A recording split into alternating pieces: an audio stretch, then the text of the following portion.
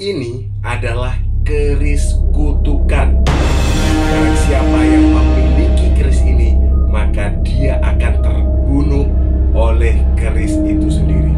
Bagaimana cerita selengkapnya? Saksikan terus video ini. Selamat datang di Guru Denny Bercerita. Bismillahirrahmanirrahim. Assalamualaikum warahmatullahi wabarakatuh. Selamat datang kembali di Guru Denny Bercerita. Kali ini saya akan menceritakan tentang kutukan sebuah keris yang dinamakan dengan keris Empu Gandring. Tapi sebelum itu, mari kita pergi sejenak ke zaman dahulu. Di situ ada sosok pemuda, seorang pemuda yang bernama Ken Arok. Ken Arok ini hidup di sebuah daerah di Jawa Timur sana yang dulu namanya Tumapel, yang kemudian nanti akan menjadi Singosari. Si Ken Arok ini adalah seorang pemuda biasa. Dia adalah pemuda biasa, bukan dari bangsawan, bukan dari golongan kerajaan. Nah, suatu ketika si Ken Arok ini ingin mengambil tahta kerajaan Tumapel dari rajanya. Untuk itu dia memesan keris ke seseorang empu. Empu itu pembuat keris yang terkenal sakti. Namanya adalah Empu Gandring. Nah, Empu Gandring sendiri menyanggupi, tetapi dia memberi waktu selama kurang lebih 3 bulan.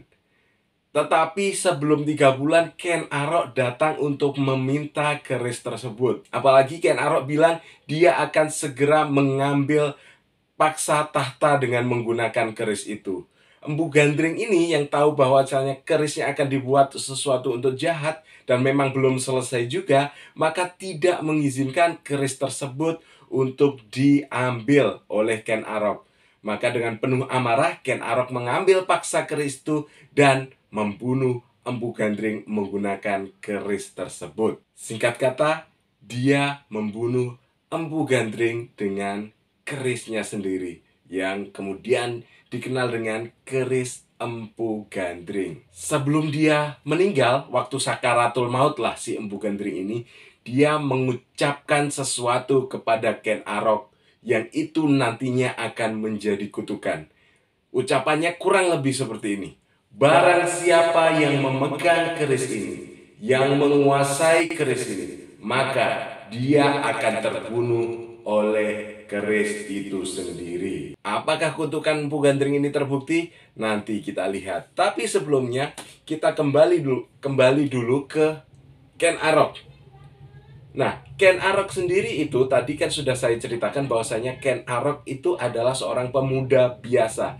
Tapi dia jatuh cinta kepada Ken Dedes. Ken Dedes ini adalah istri dari Raja Tumapel, yaitu Tunggul Ametung. Jadi Ken Dedes ini seorang putri, bukan putri, kalau putrinya sih wajar, seorang permaisuri lah, istri dari raja. Dijatuh cintai sama Ken Arok. Ken Arok kurang nakal apa coba? Mbok, emang nggak ada ya gadis-gadis Singosari atau gadis-gadis Tumapel itu? Dia jatuh cinta kepada istri raja. Bayangkan ketika raja ini atau istri raja ini pergi ke daerahnya Ken Arok, dia melihat kecantikan Ken Dedes dan dia jatuh cinta dengan Ken Dedes. Jatuh cinta itulah yang mendorong Ken Arok untuk segera merebut tahta dari Tunggul Ametung, walaupun dia bukan keturunan raja atau bangsawan. Nah, singkat kata, singkat cerita, Ken Arok berusaha untuk menjalankan aksinya, yaitu merebut tahta Tumapel dari Tunggul Ametung. Nah, singkat kata, Ken Arok ini mulai menjalankan aksinya, yaitu untuk merebut tahta kerajaan Tumapel dari Tunggul Ametung. Tidak diceritakan bagaimana cerita detailnya, yang jelas Tunggul Ametung berhasil dibunuh oleh Ken Arok menggunakan keris Empu Gandring. Membunuh 2 orang sudah Empu Gandring ini. Ngeri, Wak. Ken Arok berhasil merebut tahta dari Tunggul Ametung. Dia kemudian merubah nama Tumapel menjadi Singosari, dan disitulah berdirinya kerajaan Singosari. Selain merebut tahta dari Tunggul Ametung, Ken Arok juga berhasil mewujudkan cita-citanya, yaitu memperistri Ken Dedes. Jadi lengkap lah, Ken Arok jadi raja, Ken Dedes jadi istrinya. Waktu berjalan, lama-kelamaan, beberapa tahun sudah berjalan seperti biasa saja.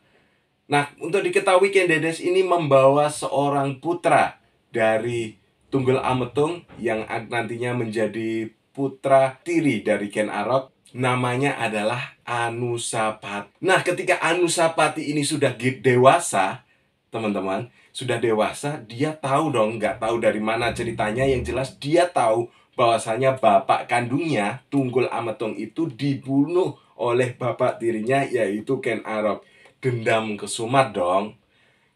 Dendamnya itu akhirnya dia mencuri keris Empu Gandring dan dibunuhlah Ken Arok menggunakan keris Empu Gandring. 3 terbunuh. Kutukannya benar terjadi ternyata. Setelah dibunuh, akhirnya Anusapati naik menjadi Raja Singasari. Si Ken Arok ini ternyata juga punya anak, punya anak dari Ken Dedes, diberi nama Toh Jaya. Lama-kelamaan Anusapati ini memimpin kerajaan Singasari dengan baik dan benar, mungkin ya, tidak diceritakan ya, dengan baik dan benar. Nah, si anaknya Ken Arok ini juga sudah dewasa. Ketika anak Ken Arok ini sudah dewasa, maka dengar lagi bahwasanya bapaknya itu dibunuh oleh Anusapati. Sama seperti Anusapati, dia diam-diam mengambil keris Empu Gandring tersebut dan membunuh Anusapati dengan keris Empu Gandring. Terbukti sudah berapa banyak orang hilang nyawa gara-gara keris si Empu Gandring ini. Nah, Toh Jaya akhirnya juga berhasil menjadi Raja Singasari. Tetapi tidak lama, teman-teman. Toh Jaya tidak disetujui oleh para bangsawan Singasari. Akhirnya berhasil turun tahta. Tapi Toh Jaya tidak terbunuh oleh keris Empu Gandring. Jadi berakhir sudah kutukan si Empu Gandring itu sampai di Toh Jaya. Kalau menurut kalian percaya nggak bahwasanya saling bunuh, saling rebut tahta itu adalah kutukan dari Empu Gandring, dari keris Empu Gandring, atau memang itu adalah nafsu dari masing-masing raja itu sendiri? Coba tulis di kolom komentar. Nah, untuk video kali ini cukup sekian dari saya tentang kutukan keris Empu Gandring. Jangan lupa subscribe, like, dan komen biar saya semangat membuat konten yang seperti ini. Terima kasih. Guru Denny undur diri. Wassalamualaikum warahmatullahi wabarakatuh.